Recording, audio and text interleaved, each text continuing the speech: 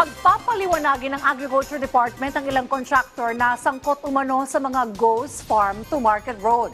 Sa pag-inspeksyon nila sa Davao Region itong Biyernes, nadatnan ng DA ang ilan sa mga kasadang minadali na at ang iba'y hindi patapos. Si Vel Custodio sa report.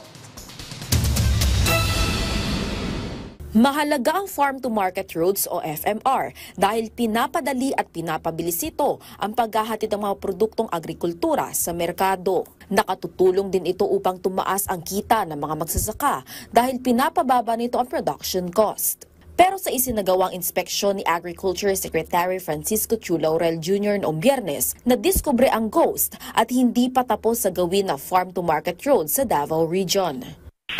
Actually, talagang dalawa yung napunan ni Secretary. Una, may nakita talaga siya na according doon sa mga 2021 hanggang 2023 na report na meron talagang mga projects na reportedly completed pero hindi niya nakita. At meron din naman na minamadali yung paggawa at makita niya fresh concrete pa na ito ay supposed to be completed na rin or ongoing.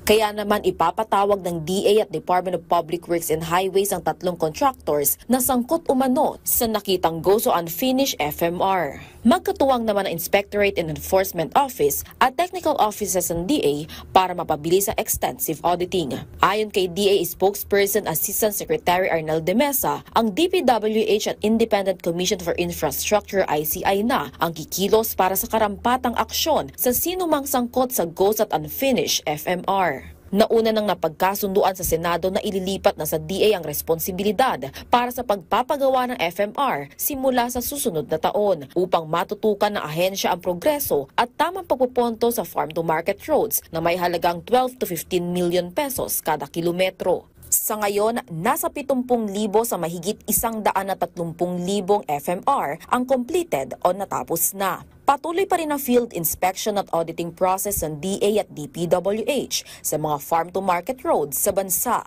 Vel Custodio para sa Pambansang TV sa Bagong Pilipinas.